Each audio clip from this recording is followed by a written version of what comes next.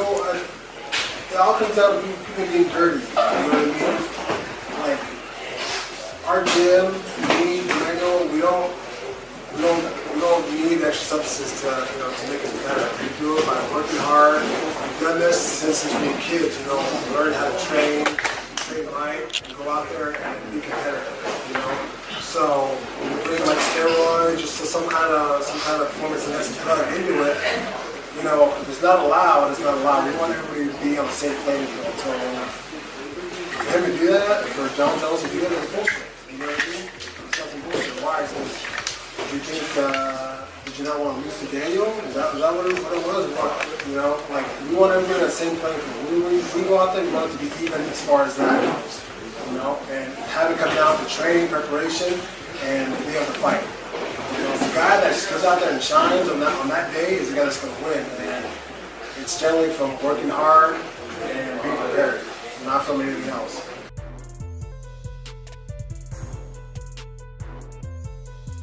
You could say here, matter of factly, you did not knowingly take this.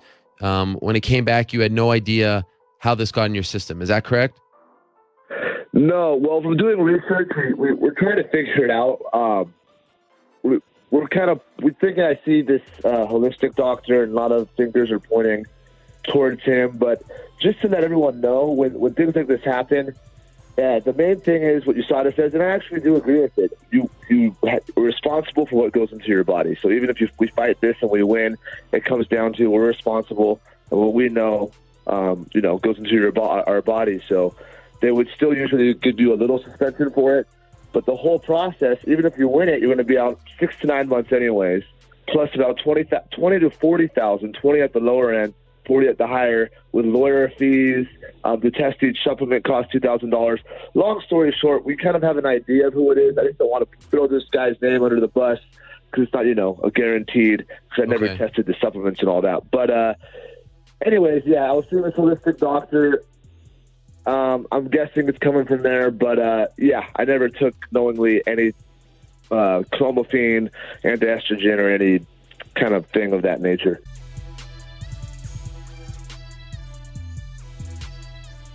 Did you guys see each other in the hotel, and did she try to mean mug you or something? What happened there?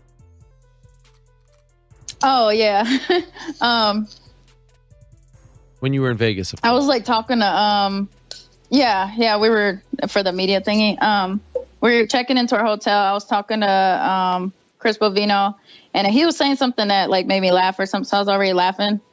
I was smiling, and then I felt something. I was I could feel her energy, So I was I looked, and I was smiling at her. Oh no! And then she's scowling with her hat like this, and she had her little baggie or whatever, her little roller bag, and she's okay. She rolls to the line behind us with a scowl. I was oh, it's starting already. Yeah. So, did you guys say anything to each other? She was looking pretty hard with that with the rolling luggage. She was looking hard with that roller bag. Did she say anything to you? No. She was just watching me.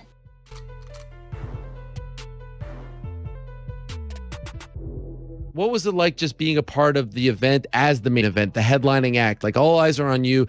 This was your show. This was your opportunity to take that step. The whole experience last week in Poland. What was that like for you? Was it like you dreamed of?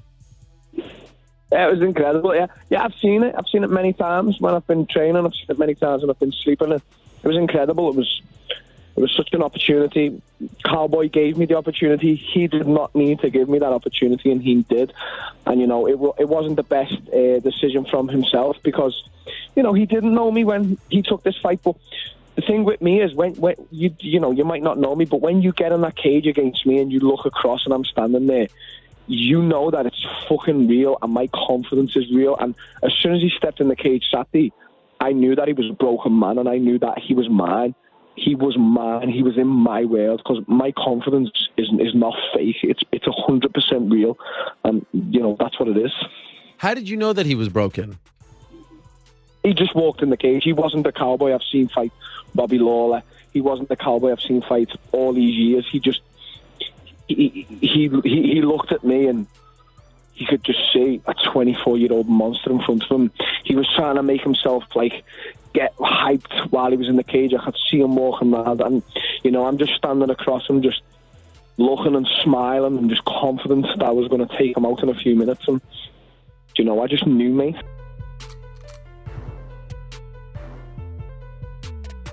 You end up with Damian Maia, who some still believe is the toughest guy in the division, and you're getting him in his home city, in his home country. What was your reaction when you got the call, when you got the offer? Maia in Brazil.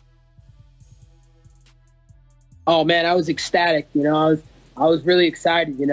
I know that he only wanted to sign the dotted line to fight me if it was in his backyard where he could have the judges and the crowd on his side. But it's okay. I'm willing to come to this dump and fight him. It doesn't matter. Title shots, champagne, and caviar on U.S. soil after this, Helwani.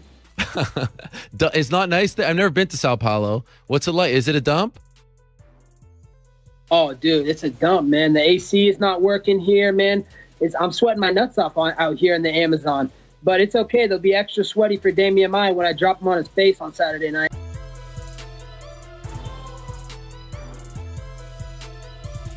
Bisping versus GSP. Now, I'm hearing that's not selling well, like Madison Square Garden. From what I've heard too, it's not doing great. Did you hear that Rogan said that on his podcast that the sales at Madison Square Garden were not doing super well right now? Yeah, well, listen, it's like this, it's New York City. It's Madison Square Garden, It will sell out 100%. I hear ticket sales are doing pretty good. You did mention that we were going to talk about this, so I just text Dana White, how are ticket sales generally? And then I specified, I said, at the Garden, obviously. I'm not talking about, the UFC dance at the weekend. UFC 219 is killing it. Pardon? UFC 219 is killing it right now. Yeah, it's killing it. Yeah. How are ticket sales generally? Oh, well, in the broad spectrum of the UFC, 2017 has been a pretty killer year. So anyway, I've asked him, so we'll wait and see what he says. But if you look back at the Conor McGregor and Floyd Mayweather thing, that's what everybody was saying there. Oh, ticket sales are terrible, man. Yeah. If you look at it, there's still so many, because they were expensive. But that still ended up being, I believe, the second highest gate of all time. And the narrative going into the McGregor-Mayweather fight was that ticket sales were shit and it might be half an arena there. Of course, it was sold out pretty much at the end. So, we still got 2 weeks. Still got a lot of press to do. We've got a press conference in New York next week. We've got media days. Hold on, here we go. Oh, here's Dana right now. Yeah, great. Event canceled. Yeah, he said they're great. It didn't say sold out though. He just put ... He just put, yeah, not great.